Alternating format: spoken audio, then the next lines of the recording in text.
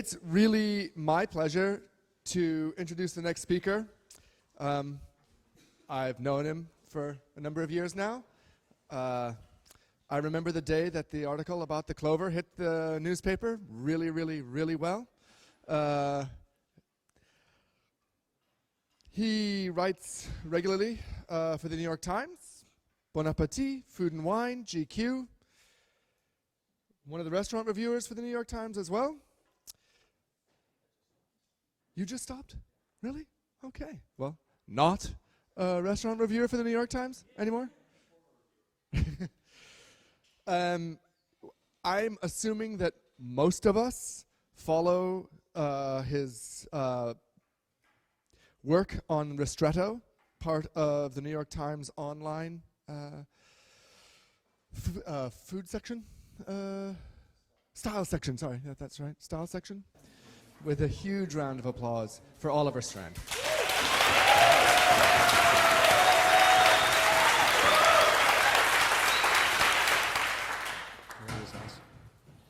Thank you.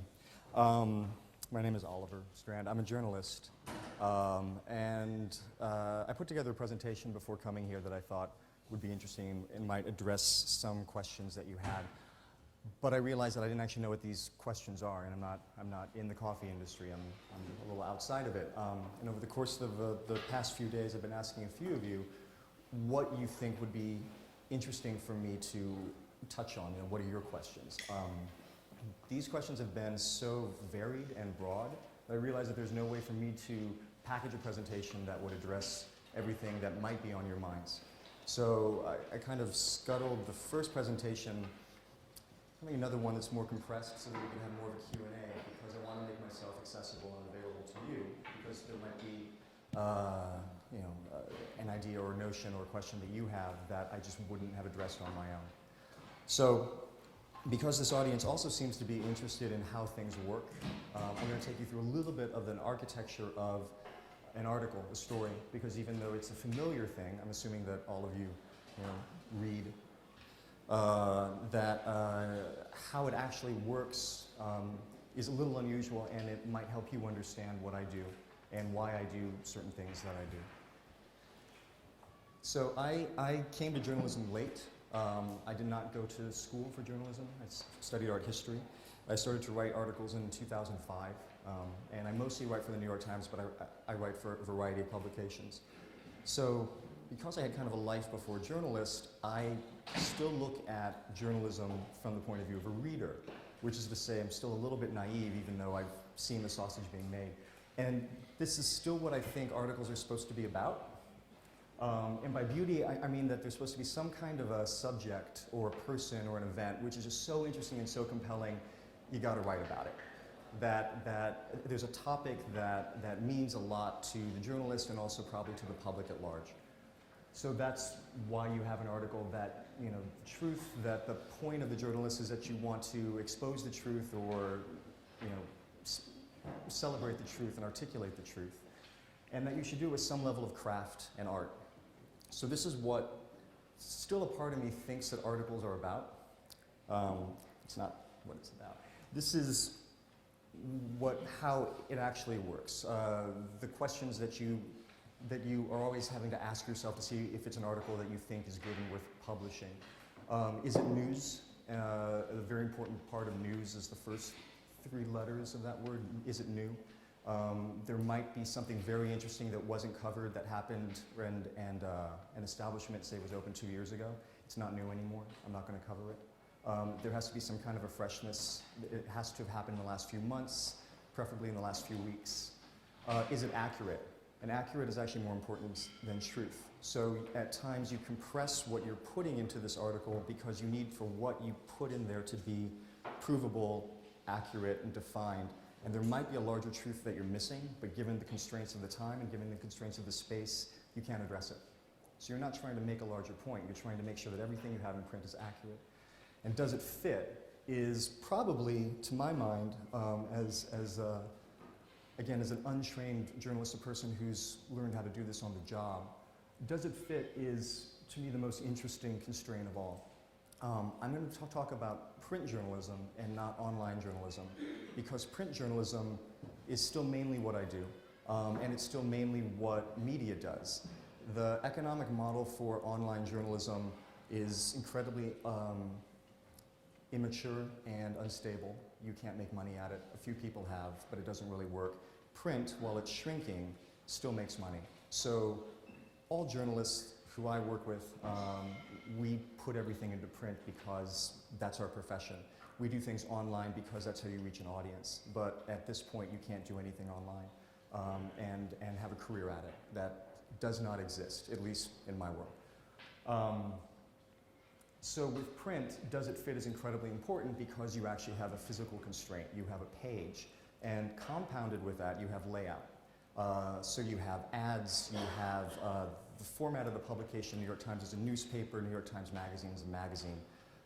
It's really obvious to say that, I guess. But you see how the columns work.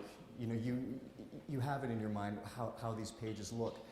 You cannot go over the limit of the page because the page stops in, you know, the physical world. This is a very obvious thing to say, but it means that at some point you have to cut off your article and it just stops. I'm going to get into this. So one of the things that many people have brought up to me over the years is, you know, I appreciate you do what you're doing, but when will you actually really start to write about coffee? You know, your stories are good, but when are you going to tell the real story? Or this was good, but you didn't tell everything that should have been told. I'd like more depth. I'd like more breadth. So there's a bit of a play between story and word count because there's only so much you can do in the space that you have. Most stories are over-reported. I'd say for many of my stories, I probably put in about 20% of the information that I accrue. That's what makes it into print. So ultimately what you're doing as a journalist is you're finding out as much as you possibly can. You see what works in with the narrative, you see what's newsworthy, you see what's accurate, and you publish that. So there might be lots of very, very interesting tangents that you simply can't get into, either because of questions of liability or because of questions of space. So in the New York Times, the kind of standard boilerplate article, like the four-door family car of articles, is an 800-word article. This is 800 words. This is what the restaurant review is in the dining section. This is a standard story. This is 300 words. And this is 1,200 words. And 1,200 words would be a feature that would be on like the front page of the dining section. So when you have a discussion with the editor, you say, here's this idea. I think this is an interesting idea. I think that these are interesting people. It's new. And they'll challenge you. You know, there's a little bit of an exchange and interrogation. You go back and forth and they prove the idea. When they prove the idea, they give you a word count. That word count for a magazine is pretty much set in stone. It actually is, because you get a contract, and the contract will say, here's the topic, here's the due date, this is what you're getting paid, these are reproduction rights, this is the copyright, and this is the word count. You're contractually obliged to meet that word count and not exceed that word count. So I'll talk to an editor, and I'll say, here's an idea, it's really cool, I'm very into it, these are these people, this is what they're doing, and they'll say, that's fantastic, you have 300 words. So you have a little bit of a play, and on occasion you can say, I think it's actually more interesting than that, I think it's really interesting, and they'll say, we don't have the space. We don't have it in the lineup. We have an Easter issue that's coming out, and we're going to have a thing on ham, we're going to have a thing on eggs, we're having this other thing, and then there's like a travel issue that is coming up. So this is all we have, so you have 300 words. So at this point, articles become track and field events. You don't run a 50-meter the way that you run the 800-meter, the way that you run a marathon. You know, so it doesn't matter how broad and interesting the idea could be. You have to work within the constraints that you have. So again, there's a 1,200, there's a 300, there's an 800. They come in all shapes and sizes. You can have a 500-word assignment. You can have a 1,000-word assignment. There are some long form, increasingly fewer as print magazines shrink. You know, 2,000 words. I think we all kind of dream of the New Yorker or New York Times Magazine, like the 5,000-word profile. Those are incredibly rare and incredibly hard to have access to those. You know, they tend to be about very large topics, you know, Supreme Court and war and things like this. And to elevate a topic into that realm, which I've been trying to do with coffee, is a conversation with the editors, and ultimately it's the decision of the editors, which is to say, it's not the merit of the topic or the subject. It has to do with what the gatekeepers are deciding is important. And right now, they're more interested in the presidential election than they are in TDS. So,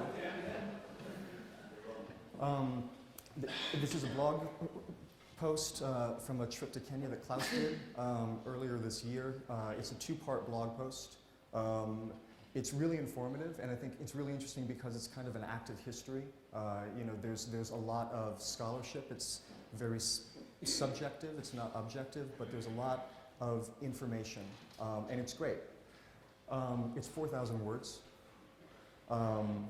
So I'm doing this and framing this because what I'm pointing out is that this is actually essentially doesn't exist in my world, and it exists in very few circumstances in media. What you can do online and what you can do in blogs, you just simply cannot do in print for a variety of reasons. So when people say, I'd like more, I wish that there was more, I wish that there was more depth, you're almost looking at the wrong thing, because that's not what we do and that's not what we can do. That's what you can do, and that's what you can do on blog posts. Oftentimes there are comments. I like reading the comments. They're really engaging, and when they're dismissive, they're incredibly dismissive, and they're very personal. They'll say, this writer, Oliver doesn't know what he's talking about. He missed the real story. What about? And then they'll cite 3 examples, which in fact would be valid examples. I'm not missing those. It's that I'm working with that, I'm working with that, and I'm not working with that. So I just wanted to explain that. Here's an article that came out 2 years ago. This was on the front page of the dining section of the New York Times. It was one of the most popular articles that year. It was the most emailed for a little over a week. It's kind of our Nielsen ratings. It was beautiful. There was a huge picture on the front. And it had a real impact, I think. That's the feedback that I've gotten from a lot of people. It was, get this right, 733 words. So I had to summarize this moment in coffee, trying not to use third wave, because I know that that's a touchy term. Describe everything that's happening in New York and give a lot of service information for an audience that doesn't really understand what you're doing in 733 words, because that's what it was cut down to. Now, there was also a glossary that came with this, and there was a map, and there was service listings. So I was able to refer to shops without having to put their contact information, which you would normally have to do in an article. So I saved a little bit of space that way. So my job is to take a lot of information from you and from experiences like this and everything I've learned in the last few days, and somehow tell that story to a broad audience in far fewer words than I think many of you communicate with each other when you send an email or when you have a blog post. So this is the craft of what I'm doing. And I guess I just wanted to explain a little bit of the architecture so you could understand what the constraints are. Now, the power of it is that an article like this had a readership of about 35 million, which is incredibly impactful. Now, there's a reason why, and it's not just because it's on the New York Times website, and it's not just because there's a groovy picture. Media has figured out that for some reason, this amount of information that is done in a certain way with a certain language can reach a very broad audience. I think that the blog post probably will not reach that audience. So what you do is one thing with that, and what I'm doing is another thing. And I just wanted to, I guess, stress that point. So here's an article that came out recently. Couple of things. We don't write our own headlines. You never do.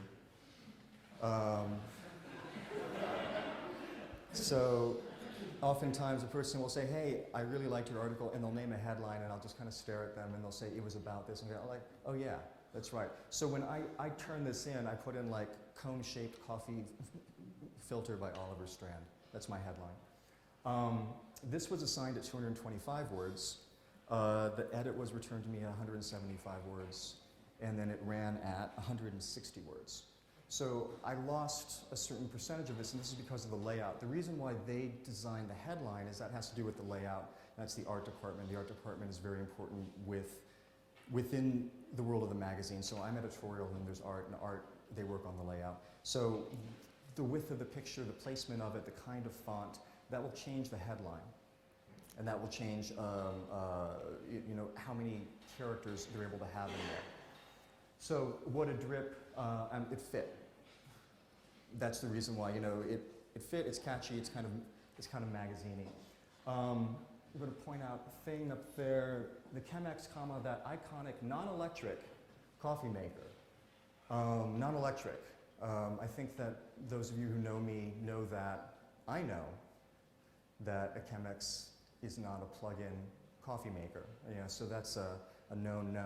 The editor felt that the audience would not know that, and so they put that word in there, and it's a fairly large word. So I'm just explaining all of this because it was assigned at 225, returned at 175, ran at 160, but there are several words in there which have to be pushed in for clarity. You also have things like intelligentsia, coffee and tea. We all call it intelligentsia. The format is intelligentsia, coffee and tea. It's not Stumptown, it's Stumptown Coffee Roasters. So then you start to lose all of these words. So essentially, what you can do as the writer is very, very small. And you want to write something that's nice and readable. Like you want a little bit of craft in there. But this is this incredible constraint. And with the editing, it gets constrained even more, and a lot of it is done at the last minute. So there is something that's called a widow. This is an example of editing that's not, it's a made-up example. This isn't an actual edit. But this was the beginning of a piece that I wrote for the New York Times Magazine that came out a couple of months ago. That word on the bottom there, that's a widow. It's a tiny word, and it takes up a line, and you want to get rid of that. You want to edit that out. Because over the course of a column, if you have too many widows, then you might have to cut a paragraph. So I get a call from the copy editor because the page is being closed, which means that they've got the layout and they're working within a format here, and the editor is about to sign off on it, and once the page is closed, then it's sent to the publisher and it's printed. You can't adjust after that. These are last-minute adjustments that are being made, and there's a copy editor, and their job is to make it fit. So we're 5 lines over, and they either have to take out some widows, or they're just going to go and lop off a paragraph, and they're going to choose, and they know nothing about coffee, because they're a copy editor, which is to say they work on business, they work on sports, they work on politics. They just have to make it fit. So you'll take an edit like the many large scale, you turn that into big producers. You might have to make 20 of these decisions on the phone over the course of, you know, 3 or 4 minutes. So as a writer, part of what I try to do is to preserve the integrity of the idea, to have some kind of voice, and also to talk about what you're doing while making these really hard cuts, because if not, then they'll actually cut out a lot of substance.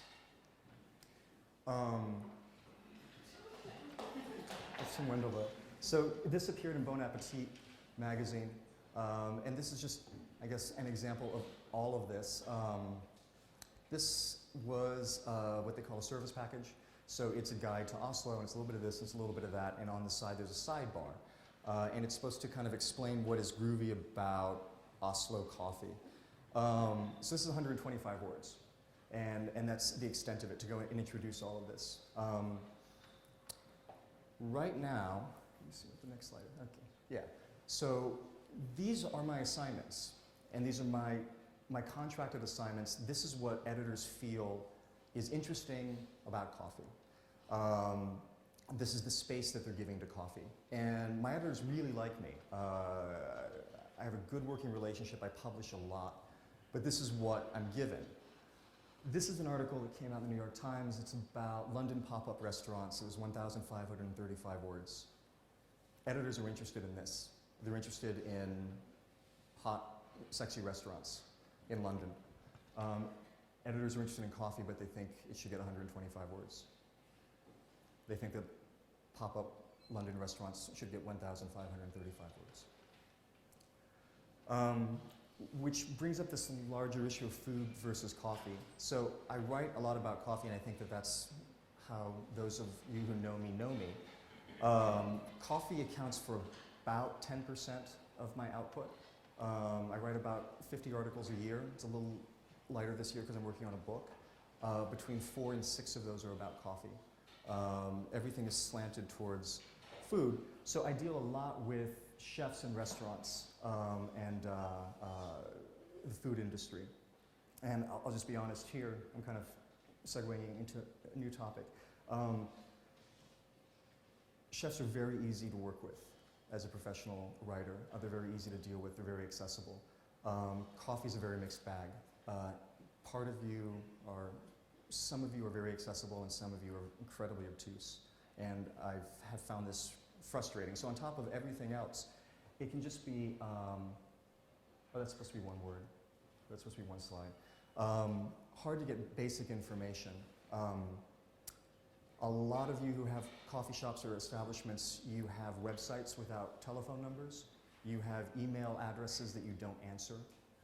The expectation is that what you're doing is so extraordinary, we're supposed to come to you and have a conversation with you in person. I've expressed this to people and they say, but we're on Facebook, we're on Twitter. And I'll say, I'm sure that's what you tell your milk supplier. You can tweet me, and we'll work things out.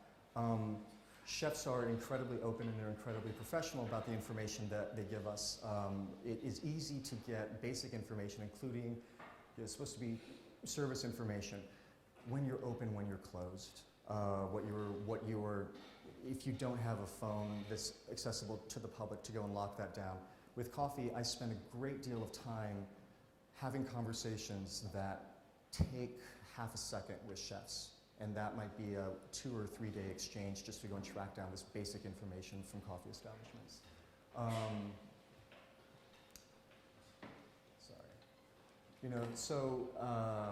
I'd like to know things like, when was this roaster opened, what year, and who is the owner? And oftentimes, a food example, I'll say, so when was the restaurant established and who's the owner? It's like, oh, I started this in 2005 and I'm the chef and I have a partner. It's very easy. I'm done with that part of the conversation, so then I can move on to things of substance. In coffee, I'll say, so when was this roaster established and who's the owner? And they'll say, wow, that's a really complicated story. So I moved here from California in 2005 and I opened this thing. At the time I was a musician. So one of my bandmates, and this conversation will go on for 20 or 30 minutes and they'll say, well, so we have a couple of silent partners, et cetera, et cetera. I just want something that's accurate because that's what I need to put into the story. So I made to work really, really hard with coffee to get basic information that literally takes either half a minute or even no time because they have a fact sheet that's either a Word document or it's a PDF with names and dates on it, including the accurate spellings of things, so that I don't have to go through all of this. So the coffee industry, I think, is interesting because its interaction with media is so new that you don't realize that you have to do these things. Chefs are not particularly detail-minded when it comes to things like the written word, but they've learned over time that you just have to do this. And so that part of the conversation is almost no effort. Will I get into this? Yeah. So, and this is another thing, like with a chef, I'll say, I'll make up a quote. I'll say, so we're talking about this, we're talking about that, and then you cook the dish. And he'll say, yes, and then I cook the dish. In coffee, I'll say, well, so what about this and what about that? And then the steamed milk, and they'll say, actually, it's textured milk. Because even though you're using a steam one, that's really the point of it. Now, I totally understand this, but there's a certain infatuation with industry jargon, and you think that industry jargon is compelling to a wider audience. So that's not a headline, that's a head, that's how you spell head. And that's the lead, and that's how you spell lead, and then that's the nut graph underneath. Every industry has a jargon, but if you say, I like that headline, I liked your opening, I won't correct you and say, oh, you mean you like my lead? You like the head, well, what did you think of the deck? So part of, which is what you call a caption, I call a deck. Whole point is that everybody has their textured milk, and oftentimes in coffee I'm kind of caught in this little vortex because I respect the jargon, but I'm not writing for you, I'm writing for a wider audience. So I've got space constraints, I'm dealing with editors who might or might not be interested in coffee, and while I understand what you're doing, I'm also trying to appeal to a wider audience. So the craft, I think, is to go and take all of this and somehow still make it work, and to be accurate, and to be vibrant, and to tell your story. It's been going on for much longer in food. In 1957 is when Craig Claiborne took over the food pages of the New York Times, and he was the first one to really say food is interesting and food is cultural and food is technical. Up until then, food was about home economics. It was about how to have a thrifty meal. The food pages at the time were called, at the time, because I want to get this right, it was called Food, Fashion, Family Furnishings, and they were known as the ladies' pages. So this guy, Craig Claiborne, he took over the section and he said, you know what, I think that food is actually a cultural interest, it's international, and it's technical, and I think it's, you know, we should do more with it. In 1962, is that right? Yeah, in 1962 is when, yeah, in 1962 was the first review of a restaurant that appeared in print in the New York Times. So that as a format is about 50 years old. In 1971, Alice Waters opened up Chez Panisse. In 1987, Adria took over the kitchen at El Bouilly. So I'm talking about all of this because you see that this has been going on for a long time. So you had the introduction of food coverage as a topic of news. In 1962, you had the emphasis on restaurant culture. In 1971, you had a person who was talking about farm to table, which has basically defined our way of eating now. And in 1987, you had a person who started to do this redefinition of fine dining. So I want you to think about all of that with the timeline that Doug Zell pointed out, where the coffee industry started to kind of surface in the 90s, and it was really in 2000 that you know, you became a reflection of what you are now. The food industry has been working on this for a long time, and they're very fluent in what media needs. And I find that the coffee industry is very unsophisticated about what media needs. And then there's in 2008. That's when I wrote my first significant article on coffee that had an impact, and this was about the siphon and also about the clover. Other articles had been written in the New York Times before then. Peter Meehan had done a few, but this really started what I'm doing now with coffee, and I was really astonished. What I thought was kind of an odd, interesting little footnote was incredibly popular. Disproportionately popular with all expectations. And what this said to me is that there's a readership that's incredibly interested in this topic, and there's a broad readership, and that there are subjects, or you, who are doing this, and you're doing a lot, and there's a lot to report, and that there's a bit of a gap right now with media, and part of it is the fault of media, and I do think that part of the fault rests on coffee, because you have these expectations that are unrealistic about what a coverage is, which isn't necessarily the tone I wanted to strike, because the first speech that I had that I scuttled, I was addressing what I thought were these issues of dissatisfaction, because it strikes me that that is much of a lot of the problems that the coffee industry has with coverage in the media. People who make fun of your drinks, the cost of your drinks, how you dress, your tattoos, et cetera, et cetera. And I wanted to outline this a little bit to let you, I guess, see how media works, so that you can better understand that when you have a conversation with a reporter, when you are engaging, you know, with a person who asks you a very specific question because they need some kind of note. That's what they need, and that's all that they need. And I think that at times the expectations might be you know, misaligned. So that's it. I just wanted to take you through a little bit of the architecture and a little bit of the substance behind a story, and then to open it up to questions and to encourage you to be as broad with your questions as you'd like. So thank you.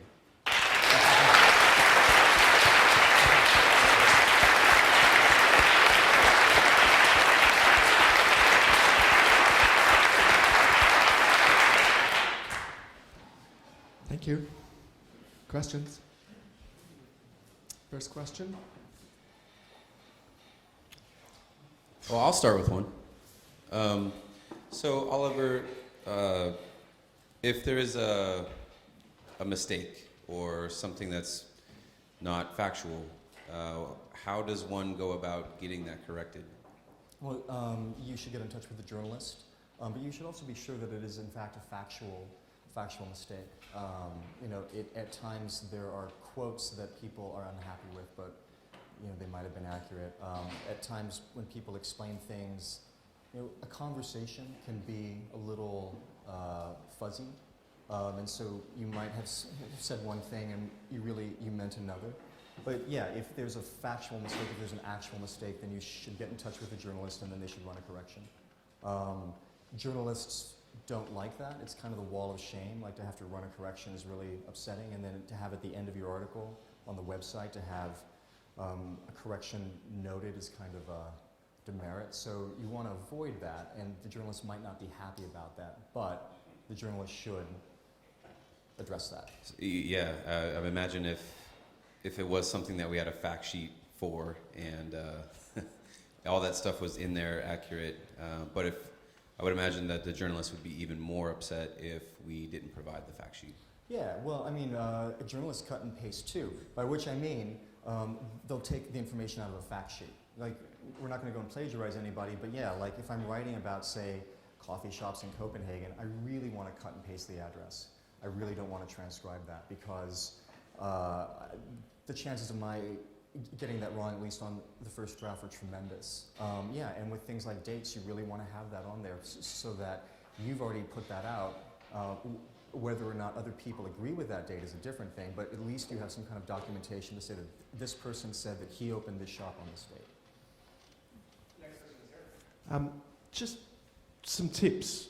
So the media is very powerful, and the opportunity to be interviewed or have your business exposed. Any tips for people in the room on, how to prepare yourself prior to even getting a call, or, how to maximise the opportunity of being able to get interviewed by yourself or anyone else? Yeah. Well, I mean, I can't advise you how to run your business. It's just not. It's not ethical. But there is a question that I would just kind of ask to people in the room, or I'll ask it to Tim. Tim Lindelboe. So the major magazine in Oslo is D2. Is that right? Right. So who's the editor-in-chief of D2? Who's the editor of the culture pages or the food pages? You have no idea. Yeah. So this is really interesting because this is the most influential magazine, and they profiled your shop recently. Yeah. Yeah. Okay.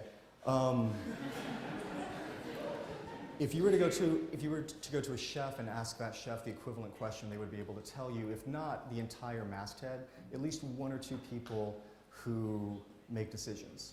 If you were to go to a chef and say, hey, who's the editor-in-chief of Food and Wine, they'd say, oh, it's Dana Cowan.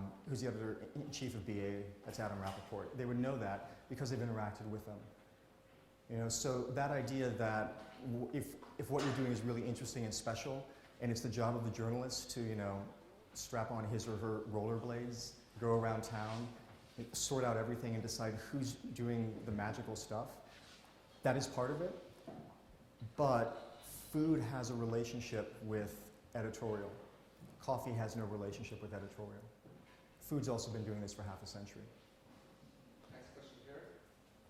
You kind of anticipate my question, but one thing is the relations, the other thing is how do we make as an industry the editors more interested in coffee, since it's such a big part of the reader's everyday life?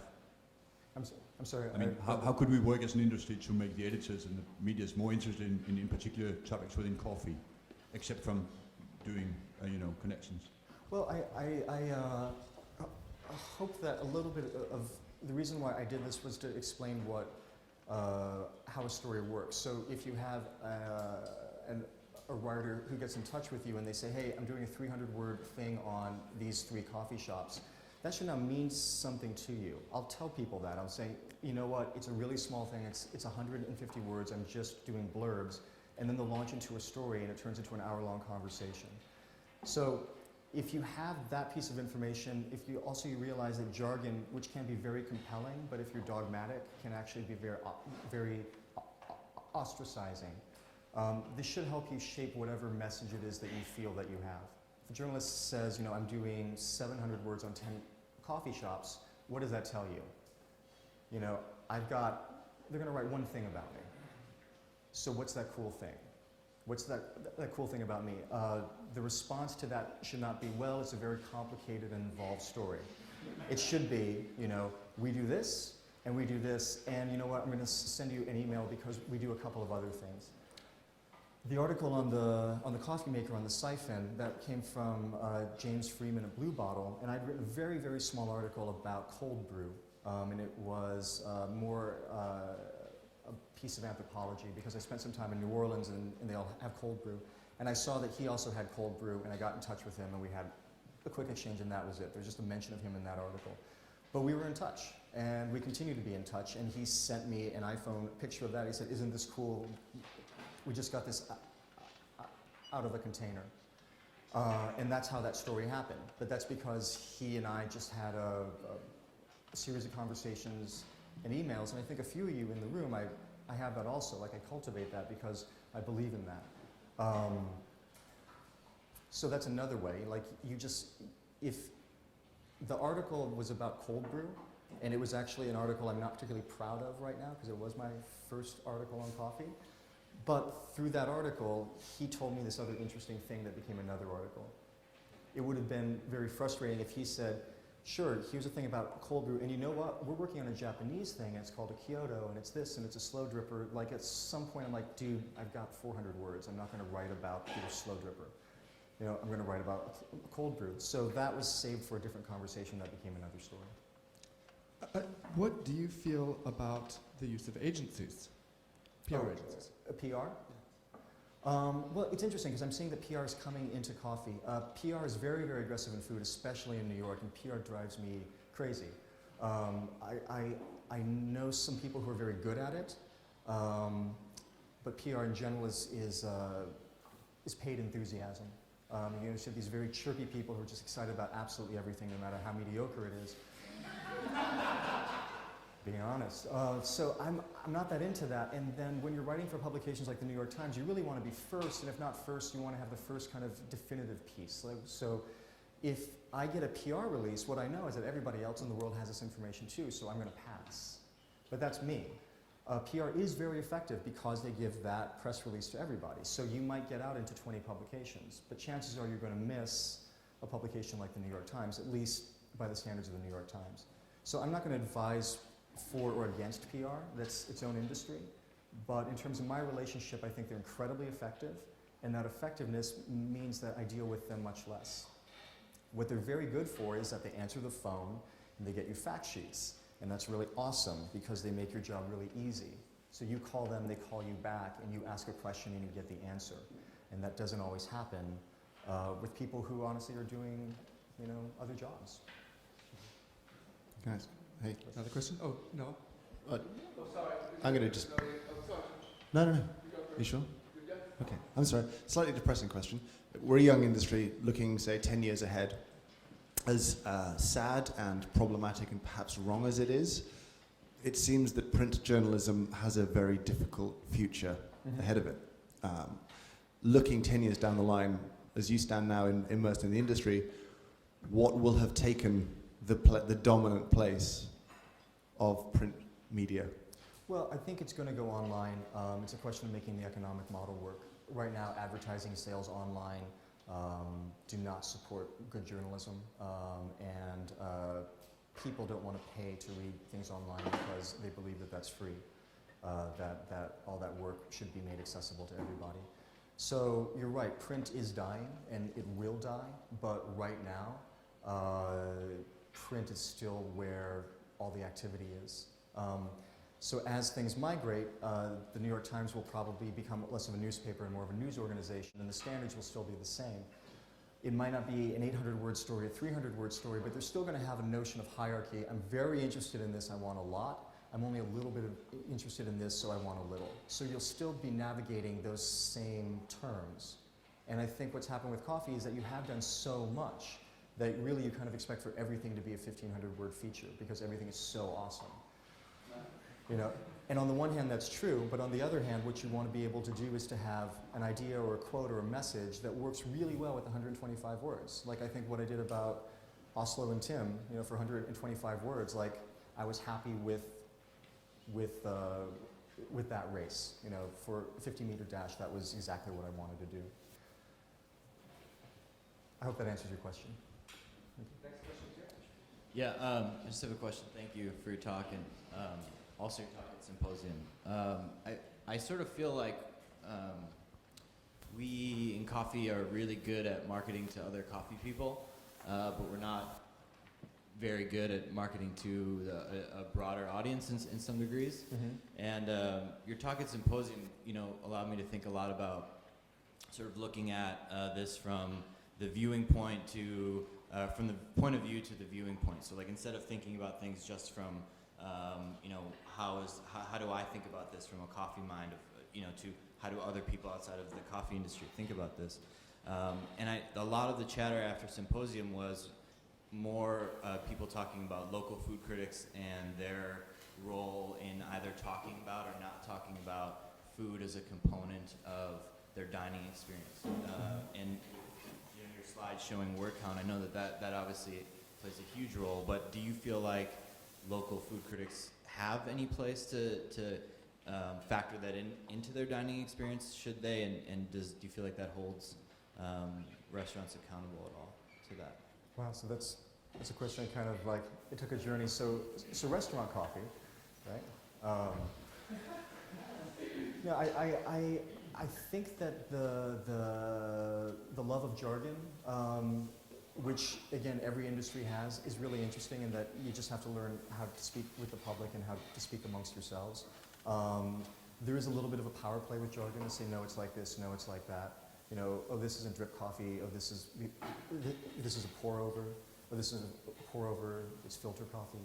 You know, that kind of a correcting of the public, I think would be interesting if it's actually trying to correct an idea, but instead it's saying this term is more valid than that term, even though I know exactly what you're talking about. So that's one issue, and it's a little distancing. Food critics, whether or not they should write about coffee, I think they should. I'm not so sure you want them to, because not everybody really has a good palate for coffee. And I feel that only in the last year, really in the last year, do I feel that I have a palate where I can make judgments about coffee, and I've been writing about it since 2008. So I'm not sure that you want a food critic who's had a couple cups of coffee to say this is good or this is bad, but it will probably happen. But word count is incredibly important. So when I reviewed restaurants, the slot was 650 words, and I could do a certain amount of damage in that space. And I had to decide, all right, am I going to talk about the music? Yeah, it's important, but if I do that, then I can't spend as much time on desserts. You know, it's always a trade-off. So is coffee more important than decor, than the hot waiter, than the bartender, than the music, you know, than the main course, than the bio of the chef? You know, so where is coffee in there? Is it the 5th most interesting thing, or is it the 11th most interesting thing, because you're going to cut off at number 8?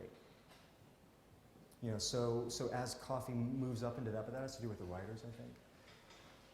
The audience wants it, I'll say that. I mean, everything has shown me that the audience wants it. Every article I've had on coffee has outperformed every article I've ever written on food. I've had very popular articles on food, and the audience for coffee is roughly triple my audience for food.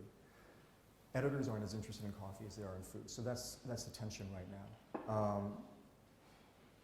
It'll be interesting to see how that's resolved. One last question. Hi. There's been, you know, in Norway now, there's probably a coffee article every month at least in the kind of magazines and newspapers that are around. It's always about the beverage. Yeah. It's good, but it's always about the beverage or coffee shops. And I'm thinking, or do you think the audience is not ready for kind of more in-depth information about what's going on at the source? Yeah. And do you think we will get there pretty soon in terms of coverage of the actual produce? Yeah, well, I think so. I went to countries of origin. I went to 3 this year. I will be writing about it. I'm working on a book. No publication has been interested in this, so I had to finance it myself for my book. So that has to do more with editorial. I think that the audience is probably interested, but I'm not sure that many publications would be interested in spending $10,000 on expenses to send a journalist independently to go and do that. That being said, in Europe, journalists will often accept free trips. In the New York Times, that's not allowed. So that might happen. You know, like if you waive a ticket in front of a journalist, he or she might be able to grab that. So I think that it will happen because I do think that there's an interest in the audience. I think that you should actually probably be happy that it hasn't happened because of that dangling ticket, because it means that whoever would put up the backing would be able to control that story. And I'm very happy with the information that I found because it's my story. It's not being controlled by any one organization or farm or growing group or anything like that. So it's actually probably good that that hasn't happened, because what you would have is an article saying this one person is really doing an amazing amount of things. You know, there was an article in the New Yorker by Aida, or about Aida Batley, and that was good. And the New Yorker, like the New York Times, will pay for their journalists to travel. So there was that one story, but I'm not sure how much of an impact that had. Thank you so much, Oliver. Thank you.